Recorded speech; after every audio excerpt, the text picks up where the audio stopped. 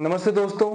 बात करते हैं आज रीसेंट टाइम्स में यंग एज फीमेल में होने वाली सबसे कॉमन प्रॉब्लम पीसीओएस यानी पॉलीसिस्टिक ओवेरियन सिंड्रोम के बारे में।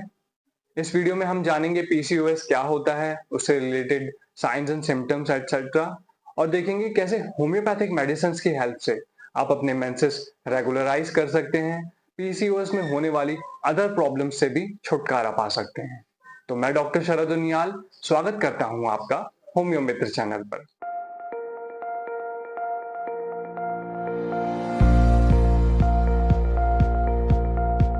इस वीडियो में हम सबसे पहले बात करेंगे पीसीओएस क्या होता है उसके बारे में। फिर हम जानेंगे ब्रीफली संक्षेप में नॉर्मल फिजियोलॉजी क्या होती है मेंसेस की, मतलब नॉर्मल फंक्शनिंग क्या होती है हॉर्मोन्स की at the time of periods. फिर हम देखेंगे कुछ साइंस एंड सिम्टम्स पीसीओएस के। उसके बाद जानेंगे रिस्क फैक्टर्स जो कि चांसेस बढ़ा देते हैं पीसीओएस होने के। इसके बाद देखेंगे लाइफस्टाइल मॉडिफिकेशंस क्या जरूरी हैं पीसीओएस को ठीक करने के लिए। और अंत में जानेंगे कुछ इफेक्टिव होम्योपैथिक मेडिसिन पीसीओएस के लिए। अब बात करते हैं डायग्नोस्टिक क्राइटेरियाज क्या होते हैं पीसीओएस के। तो फर्स्टली होता है यूएसजी यानी सोनोग्राफी जो होती है होल एब्डोमेन की, उसमें ओवरीज में सिस्ट प्रेजेंट होना, मल्टीपल सिस्ट रहना ओवरीज में। इसके अलावा हाइपर एंड्रोजेनिज्म, मतलब एंड्रोजन का जो नॉर्मल अमाउंट होना चाहिए फीमेल के ब्लड में उससे ज्यादा प्रेजेंट रहना। और थर्ड है एनओवुलेशन या ओलिगो एवोल्यूशन, मतलब बहुत कम मेंसेस या बहुत समय बाद मेंसेस प्रेजेंट रहना या फिर बिल्कुल ही ना होना मेंसेस का। अब थोड़ा इन डायग्नोस्टिक क्राइटेरियाज को समझ लेते हैं। तो यूएसजी में मल्टीपल सिस्ट आना ओवरीज में, इसका मतलब सिस्ट मतलब फ्लूइड फिल्ड वेसाइकल को कहते हैं, मतलब एक थैली जैसा स्ट्रक्चर जिसमें फ्लूइड प्रेजेंट हो। तो ओवरीज में जो सिस्ट हैं उसमें उस वेसाइकल यानी उस थैलीनुमा स्ट्रक्चर के अंदर एग सेल्स और न्यूट्रिटिव फ्लूइड होता है। ये एग सेल्स मैच्योर नहीं कर पाते हैं, अपनी साइकिल कंप्लीट नहीं कर पाते, इसलिए ये ओवरीज में ही रह जाते हैं और जाकर डिपॉजिट हो जाते हैं बाउंड्रीज पर, जाकर डिपॉजिट हो जाते हैं बाउंड्रीज ऑफ ओवरीज पर, जो कि हमें यूएसजी में दिखाई देता है। इसके बाद हाइपर एंड्रोजेनिज्म, ये जो वेसाइकल्स मतलब ये जो एग सेल्स जो मैच्योर नहीं हुए हैं, इनके डिसफंक्शन की वजह से ये जो एंड्रोजन प्रोड्यूस करते हैं वो ब्लड में बढ़ता जाता है, जिसे हम बाद में देखेंगे कैसे। और थर्डली, क्योंकि ये ओव्यूलेट नहीं हो पाए, अपनी साइकिल पूरी नहीं कर पाए, इसलिए एनओवुलेशन होता है, मतलब साइकिल्स मेंसेस पीरियड्स नहीं प्रेजेंट होते, या फिर जब होते भी हैं तो बहुत बहुत लंबे समय के बाद होते हैं, जिसे ओलिगोमेनोरिया कहा जाता है। अब बात करते हैं नॉर्मल फंक्शनिंग क्या होती है हार्मोन्स की at the time of periods. तो सबसे पहले ये शुरू होता है ब्रेन में प्रेजेंट हाइपोथैलेमस ग्लैंड से। ये ग्रंथि है जो ब्रेन में प्रेजेंट है, ये रिलीज करता है जीएनआरएच यानी गोनाडोट्रोपिन रिलीजिंग हार्मोन। ये जाकर एक्ट करता है एंटीरियर पिट्यूटरी यानी पिट्यूटरी ग्लैंड पे। ये एक और ग्रंथि है जो कि ब्रेन में ही प्रेजेंट होती है।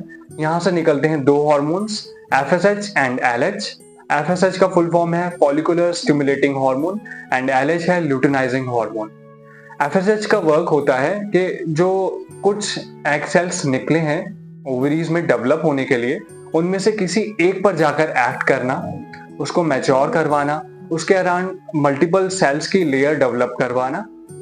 और एलएच का काम होता है, ल्यूटिनाइजिंग हार्मोन का काम होता है कि ये जो सेल्स डेवलप हुए हैं उनमें से उन पर एक्ट करके उनमें से कुछ पर्टिकुलर हार्मोन्स इस पर्पस में जो हमारे काम के हैं, एंड्रोजन हार्मोन सिक्रीट करवाता है पर्टिकुलर सेल्स से जिनका नाम है थीका सेल्स। और सेकंड वर्क होता है एलएच का, ये जब डेवलप हो जाता है एग सेल कंप्लीटली, तो उस पूरी लेयर जो एग के अराउंड है उसको रप्चर करवाना और वहां से एग को निकालकर जो आगे की साइकिल है, जो ओव्यूलेशन है, उसको पूरा करवाना। अब नॉर्मल फंक्शनिंग में जीएनआरएच पल्सेटाइल मोड में सिक्रीट होता है, मतलब 1 to 3 आवर्स यानी 1 से 3 घंटे के बीच में पल्सेटाइल थोड़ा थोड़ा रिलीज होता रहता है। लेकिन पीसीओएस में क्या होता है कि फ्रीक्वेंसी बहुत ज्यादा हो जाती है, जीएनआरएच के सिक्रीशन की बहुत ज्यादा अमाउंट में सिक्रीट होने लगता है ये। इसकी वजह से क्या होता है, एलएच जो कि ज्यादा सेंसिटिव है जीएनआरएच के लिए, उसका अमाउंट ज्यादा हो जाता है ब्लड में, और एफएसएच जो कि थोड़ा कम सेंसिटिव है फॉर जीएनआरएच, उसका अमाउंट कम हो जाता है कंपैरेटिवली ब्लड में। इसकी वजह से क्या होता है, एफएसएच का फंक्शन था फॉलिकल्स को मैच्योर करके मैच्योर एग सेल बनाना, वो कंप्लीट नहीं हो पाता है। तो जो मल्टीपल एग सेल्स निकले थे वो सारे ही परसिस्ट रह जाते हैं, सारे ही बच जाते हैं और कोई एक मैच्योर एग सेल डेवलप नहीं हो पाता है। और एलएच ज्यादा होने की वजह से क्या होता है, एलएच का फंक्शन है कि इन एग सेल्स से एंड्रोजन सिक्रीट करवाए, तो वो अब ये जो सारे ही सेल्स परसिस्ट कर रहे हैं इन सब से एंड्रोजन सिक्रीट करवाता है। तो इससे दो क्राइटेरिया फुलफिल हो जाते हैं पीसीओएस के, मल्टीपल सिस्ट प्रेजेंट रह जाती हैं ओवरीज में और एंड्रोजन का अमाउंट बढ़ जाता है। जो थर्ड जो क्राइटेरिया था जिसमें एनोवुलेशन मतलब जो साइकिल है मेंसेस है वो कंप्लीट नहीं होगा, ओवुलेशन नहीं होगा, तो जब कोई मैच्योर एग सेल है ही नहीं तो ओवुलेशन भी नहीं होगा और साइकिल भी कंप्लीट नहीं होती है। अब बात करते हैं साइंस एंड सिम्टम्स, लक्षण क्या होते हैं पीसीओएस के। तो एंड्रोजन हार्मोन बहुत ज्यादा है ब्लड में, तो मेल पैटर्न जो बाल्डनिंग है यानी एलोपेशिया है, बालों का गिरना, वो बढ़ जाता है। फेशियल हेयर, हिर्सुटिज्म कहते हैं जैसे, फेशियल हेयर बढ़ जाते हैं फीमेल्स में, और ऑयल ग्लैंड्स बहुत ज्यादा एक्टिव हो जाती हैं जिसकी वजह से एक्नेस होते हैं चेहरे पर, पीठ पर और कंधों पर भी हो सकते हैं। अदर सिम्टम्स है पीसीओएस के ओबेसिटी एंड इंसुलिन रेजिस्टेंस।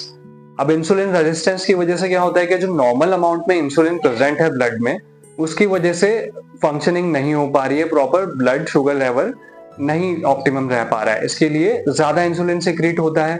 ज्यादा इंसुलिन सिक्रीट होने की वजह से क्या होता है कि स्किन में डार्कनिंग आने लगती है, स्किन थिक हो जाती है, नेक अराउंड स्किन थिक और ब्लैक हो जाती है, उसे अकैंथोसिस नाइग्रिकेंस कहते हैं। ऐसा क्यों होता है?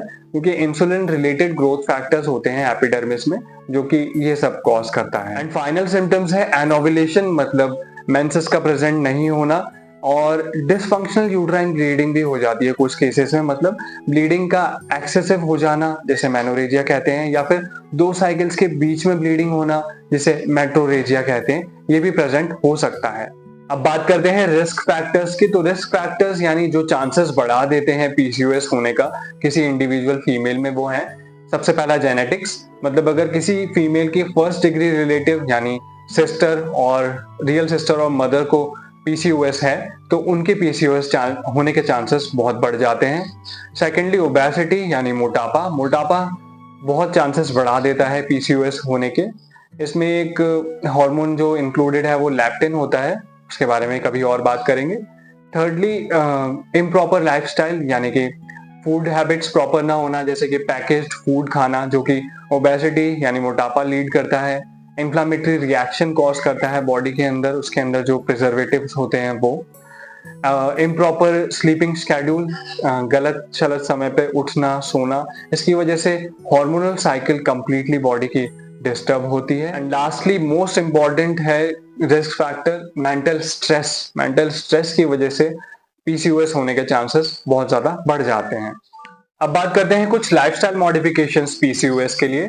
सबसे पहले बात करते हैं डाइट की। तो हाई कैलोरी कंटेंट जैसे कि हाई कार्ब्स और हाई फैट कंटेंट वाला खाना कम कंज्यूम करें। For example junk food, preserved packaged food, इनको कम काम में लें क्योंकि इनमें ऑयल बहुत ज्यादा होता है, प्रिजर्वेटिव्स डले हुए होते हैं जो कि हेल्थ को डिटोरिएट करते हैं, ओबेसिटी को प्रमोट करते हैं, मोटापे को बढ़ाते हैं। और थर्डली अगर बहुत ज्यादा कार्बोहाइड्रेट कंटेंट आप कंज्यूम करेंगे तो वो ब्लड इंसुलिन लेवल से भी छेड़छाड़ करेगा जो कि आगे जाके डायबिटिक प्रॉब्लम या फिर इंसुलिन रिलेटेड प्रॉब्लम जो कि पीसीओएस में वैसे भी प्रेजेंट है उसको ट्रिगर कर सकता है। एंटी इंफ्लामेटरी फूड प्रोडक्ट्स जैसे कि टर्मरिक यानी हल्दी और सिनेमन यानी दालचीनी, इनको कंज्यूम कर सकते हैं आप। तो ये जो ओवरीज में इन्फ्लामेशन बना रहता है जो कि उसको बल्की बनाता है उसको रिड्यूस करता है और पीसीओएस के सिम्टम्स को भी बेटर करता है। खाने में नट्स एंड फ्रूट्स कंज्यूम कीजिए। नट्स माने बादाम, काजू, ये आपको हेल्प करेगा proper amount of magnesium and zinc provide करने में। ये दोनों एंजाइमेटिक रिएक्शन के लिए बहुत बढ़िया वर्क करते हैं। और जिंक का प्राइमरी फंक्शन, प्राइमरी तो नहीं कह सकते, एक फंक्शन ये भी है कि सेक्सुअल रिलेटेड जितने भी डेवलपमेंट है उसको अच्छे से प्रमोट करता है जिंक की प्रेजेंस। एंड लास्टली अपना sleep wake cycle, circadian rhythm को कंट्रोल कीजिए क्योंकि सारे हार्मोन्स के निकलने का एक पर्टिकुलर टाइमिंग होता है, उसके अकॉर्डिंग ही पल्स बनी रहती है, मतलब उनका सिक्रीशन की फ्रिक्वेंसी बनी रहती है। तो अगर सेट स्लीप वेक शेड्यूल होगा तो वो हेल्प करेगा आपको हार्मोन रेगुलेशन में। तो जैसा कि हमने इस वीडियो में देखा कि पीसीओएस एक मल्टीपल ऑर्गन सिस्टम्स या फिर बहुत सारे हार्मोन्स को अफेक्ट करने वाली एक प्रॉब्लम है। तो इसके लिए कोई एक पर्टिकुलर मेडिसिन बता पाना बहुत कठिन है। फिर भी जो कॉमनली यूज्ड मेडिसिन हैं उनके बारे में अभी चर्चा की जाएगी। अब बात करते हैं पीसीओएस के लिए इफेक्टिव होम्योपैथिक मेडिसिन के बारे में। तो इससे पहले मैं ये कहना चाहूंगा कि ये वीडियो किसी डॉक्टर की प्रिस्क्रिप्शन का सब्स्टिट्यूट नहीं है। कोई भी मेडिसिन लेने से पहले डॉक्टर की सलाह जरूर लें। तो सबसे पहले बात करते हैं साइड एफिनिटी की। अगर one side of ovary affected है, अदर अनअफेक्टेड है, नॉर्मल है, तो कौन सी मेडिसिन से इंडिकेट हो सकती है। पहले राइट साइडेड ओवरी अफेक्टेड है तो उसकी बात करते हैं। वहां पर काम आ सकती हैं apis, crotalus cascavella, crotalus horridus, lycopodium, podophyllum, palladium and chelidonium. अब लेफ्ट साइडेड ओवरी की बात करें तो वहां पर यूज हो सकती हैं lachesis, thuja, ब्रोमियम, argentum metallicum, जिंकम metallicum and platinum metallicum. अब क्लिनिकल फाइंडिंग में अगर ये देखने को मिलता है कि एक यूएसजी में कोई एक particular side of ovary affected है एंड नेक्स्ट यूएसजी में अदर साइड अफेक्टेड हो गई and the previous one got well, तो कौन सी मेडिसिन यूज की जा सकती है। तो हो सकती है लैक्टैन, सिमिसिफ्रूगा एंड यूस्टिलैगो। अब बात करते हैं दो इफेक्टिव मेडिसिन के इंडिकेशन की। एक होगी एनओव्यूलेटरी पीरियड, यानी कि जब ओव्यूलेशन नहीं हो रहा है, साइकिल नहीं आ रही है उस समय, और सेकंड होगा मेनोरेजिया के लिए, मतलब जब बहुत ज्यादा ब्लीडिंग हो रही है, पीसीओएस प्रेजेंट है तब। फर्स्ट मेडिसिन की बात करते हैं, वो है एपिस मेल्फिका। एपिस के बारे में हम देख ही चुके हैं कि राइट साइडेड मेडिसिन है, तो ये मोस्टली राइट साइडेड ओवरी को अफेक्ट करती है। सिम्टम्स रहते हैं लोअर एब्डोमेन में जलन रहती है, बर्निंग रहती है, पिकिंग पेन रहता है, मतलब चुभता हुआ सा दर्द रहता है। मेंसेस के समय ओवरीज में पेन बहुत ज्यादा बढ़ जाता है। इसके साथ साथ जो डिस्चार्ज रहता है वो बहुत स्ट्रिंजी यानी चिपचिपा रहता है। इसके अलावा अगर नेचर की बात करें तो नेचर बहुत ही एंग्री एंड इरिटेबल रहता है। पेशेंट बहुत चिड़चिड़े और गुस्सैल हो सकते हैं और बहुत जल्दी जल्दी फास्ट बात करते हैं। और नेक्स्ट मेडिसिन है क्रोटेलस हॉरिडस। तो जब पीसीओएस प्रेजेंट है उसके साथ एक्सेसिव ब्लीडिंग हो रही है तब क्रोटेलस हॉरिडस इंडिकेट हो सकती है। इसमें पेशेंट को बहुत वीकनेस रहती है, स्किन बहुत ड्राई हो जाती है, पेशेंट की स्किन बहुत पेल दिखने लगती है, येलोइश दिखने लगती है। इसके साथ साथ सारे सिम्टम्स या फिर कह सकते हैं वीकनेस बढ़ जाती है जब पेशेंट सुबह जगते हैं उस समय पर। एंड लास्टली क्रोटेलस हॉरिडस में मेंसेस एब्सेंट रहते हैं, उस दौरान बहुत पिंपल्स हो सकते हैं फेस में, और पस्टुलर एक्ने, मतलब ऐसे एक्ने जिनमें पस निकलता हो, वो प्रेजेंट रह सकते हैं। तो हो सकती है लैक्टैन, सिमिसिफ्रूगा एंड यूस्टिलैगो। आशा करते हैं दोस्तों आपको ये वीडियो पसंद आया होगा। ऐसा ही नॉलेजेबल कंटेंट अगर कंज्यूम करना चाहते हैं तो चैनल सब्सक्राइब कीजिए। वीडियो पसंद आया हो तो इसे लाइक कीजिए, और अगर आपको लगता है ये वीडियो किसी और के भी हेल्पफुल हो सकता है तो इसे शेयर कीजिए। मिलते हैं अगले वीडियो में। धन्यवाद।